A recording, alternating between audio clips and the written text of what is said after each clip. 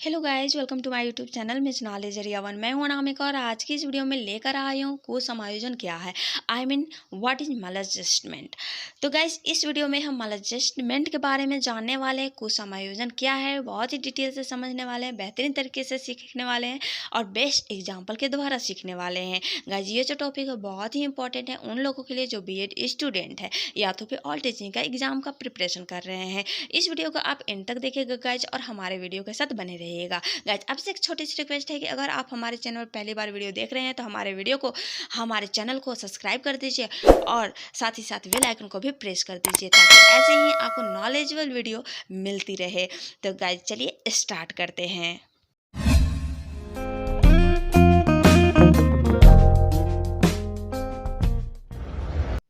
तो चलिए गाइज, हम जानते हैं कुसमायोजन। सबसे पहले हम जान लेते हैं कुसमायोजन का इंग्लिश में क्या बोला जाता है। तो कुसमायोजन का इंग्लिश में हम बोलते हैं माल एडजस्टमेंट। ठीक है, माल एडजस्टमेंट का हिंदी मीनिंग होता है कुसमायोजन। कुसमायोजन का इंग्लिश मीनिंग होता है माल एडजस्टमेंट। चलिए कुसमायोजन का अर्थ जानते हैं। मीनिंग ऑफ माल एडजस्टमेंट: जब व्यक्ति किसी समस्या के साथ बार बार संतुलन स्थापित करने का प्रयास करता है और वह सफल हो जाता है तो उसे हम क्या कहते हैं? समायोजन कहते हैं। समायोजन, ठीक है। वहीं अगर जब किसी समस्या का बार बार संतुलन स्थापित करने का प्रयास करते हैं किंतु फिर भी वह संतुलन स्थापित नहीं हो पाता है तो इस स्थिति को हम कुसमायोजन कहते हैं। समायोजन का पहले कु लग जाता है यानी नेगेटिविटी, नकारात्मक, ठीक है। तो वहाँ पर कुछ समायोजन हो जाती है।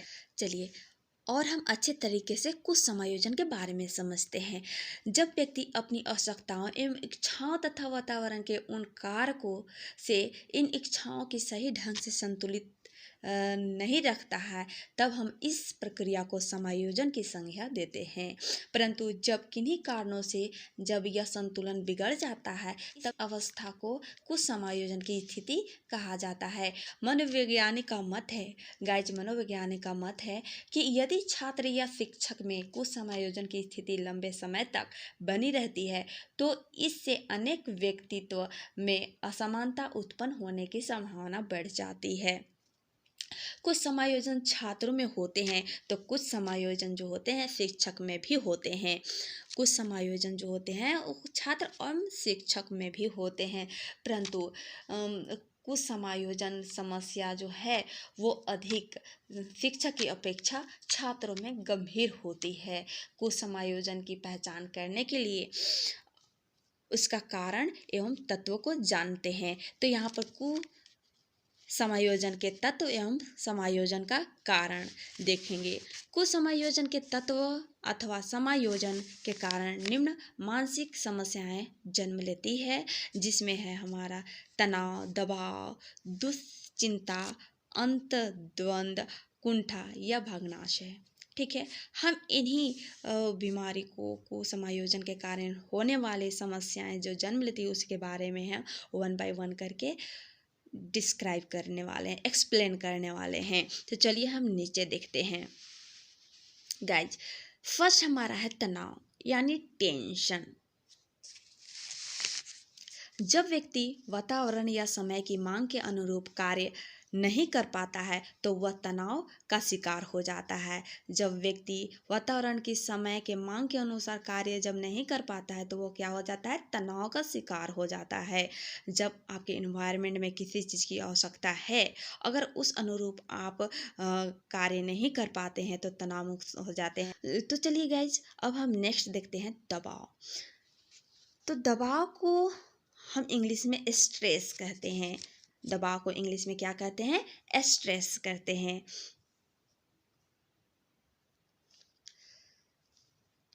तो हम स्ट्रेस में देख लेते हैं कि स्ट्रेस दबाव में जब व्यक्ति अपने आत्मसम्मान के लिए दबाव महसूस करता है तब उसमें व्यक्ति को असफलता या सफलता का भय होता है।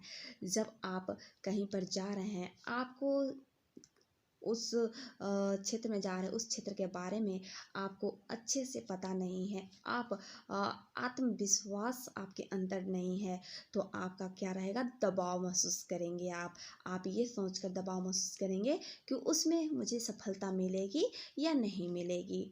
ठीक है, अब हम देख लेते हैं नेक्स्ट, अंतर्द्वंद, आई मीन कॉन्फ्लिक्ट। ठीक है, इसमें है गाइस कि जब एक ही समय में दो अवसर उपस्थित हो एवं व्यक्ति को किसी एक का चुनाव करना हो तो अंतर्द्वंद की स्थिति उत्पन्न हो जाती है। जब एक ही समय में व्यक्ति को दो अवसर प्राप्त होते हैं तो वहाँ पर चुनाव करना बहुत मुश्किल हो जाता है। इसी स्थिति को हम अंतर्द्वंद की स्थिति कहते हैं। जैसे आप मॉल में गए हों, शॉपिंग करने गए हों और किसी चीज़ आपको पसंद आ जाती है, किसी चीज़ आपको पसंद आ जाती है, फिर आप गए कुछ और देखे, वो भी आपको पसंद आ जाती है, पर आपके पास जो आपके पास मनी है वो एक ही चीज़ को खरीदने के लिए है, वो आप दोनों चीज़ एक साथ नहीं खरीद सकते हैं। उस स्थिति में आपको दोनों में से किसी एक का चुनाव करना पड़ता है, पर आपको पसंद दोनों हैं। तो आप किसी एक चीज़ को पसंद करने के लिए जो स्थिति आपके सामने आती है वो उसी ही कहते हैं अंतर्द्वंद की स्थिति। ठीक है, चलिए अब हम नेक्स्ट देख लेते हैं। तो गाइज यहाँ पर अंतर्द्वंद आई मीन कॉन्फ्लिक्ट का जो होते हैं वो 3 प्रकार होते हैं। 3 प्रकार में चलिए सबसे पहले हम जान लेते हैं उपागम उपागम या ग्राह्य ग्राह्य अंतर्द्वंद।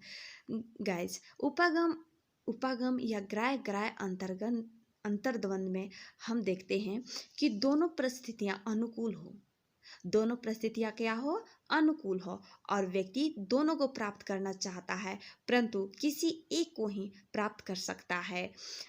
इसी को हम उपागम या ग्राह्य ग्राह्य अंतर्द्वंद कहते हैं।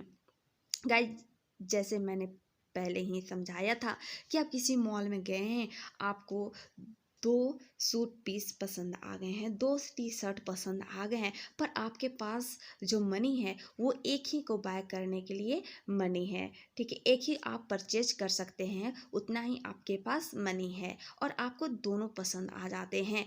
आप कभी पहले को उठाते हैं, देखते हैं कि ये भी अच्छा है और देखते हैं कि दूसरा वाला भी अच्छा है, मैं किसको लूँ। इस सिचुएशन में आपको किसी एक को चुनाव करना पड़ता है। इसी चीज़ को उपागम या ग्राह्य अंतर्द्वंद कहा जाता है। नेक्स्ट देख लेते हैं गाइस, जो सेकेंड है त्याज या परिहार अंतर्द्वंद।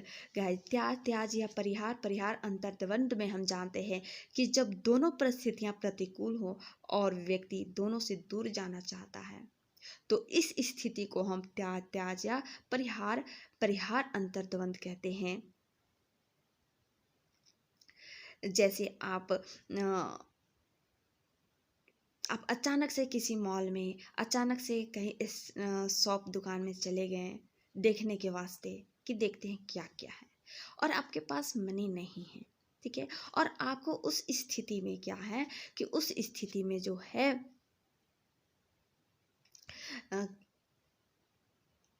आपको पसंद आ जाती है। उस स्थिति में क्या है, आपको 2 से 3 वस्तुएं जो हैं वो आपको पसंद आ जाती है, आपको लेने का मन कर रहा है पर आप ले नहीं सकते, आपको उससे दूर जाना है। तो इसी स्थिति को हम त्याज एवं परिहार अंतर्द्वंद कहते हैं। नेक्स्ट है गाइस कि उपागम परिहार एवं ग्राह्य त्याज अंतर्द्वंद। इसमें गाइस एक अनुकूल व दूसरी प्रतिकूल हो, एक अनुकूल हो या दूसरी प्रतिकूल हो। जैसे आपका शादी का उम्र हो गया है, शादी का एज हो गया है, तो अगर आप किसी और लड़की से या किसी और लड़के से लव करते हैं, प्यार करते हैं और आपके पेरेंट्स जो हैं वो दूसरी लड़की या लड़का चूज करके रखे हैं, शादी करना ही है आपको, तो आप सोचते हैं कि आप लव से शादी करें या घर की मर्जी से शादी करें, घर वालों के पसंद की लड़की या लड़के से शादी करें। तो आप उस स्थिति में आप उपागम परिहार या ग्राह्य त्याज अंतर्द्वंद का सामना करते हैं। आपको अगर लव से शादी करते हैं, अगर आप लव से शादी करते हैं तो आपको अपनी फैमिली को छोड़नी पड़ेगी, आपके पेरेंट्स को छोड़ने पड़ेंगे। और अगर आप पेरेंट्स के चूज की हुई लड़की से शादी करते हैं तो आपको अपने लव को छोड़ना पड़ेगा। तो इस सिचुएशन में आप उपागम परिहार एवं ग्राह्य त्याग अंतर्द्वंद का आप सामना करते हैं। तो आई होप यहाँ तक आपको क्लियर हो गई होगी। चलिए अब हम नेक्स्ट देख लेते हैं।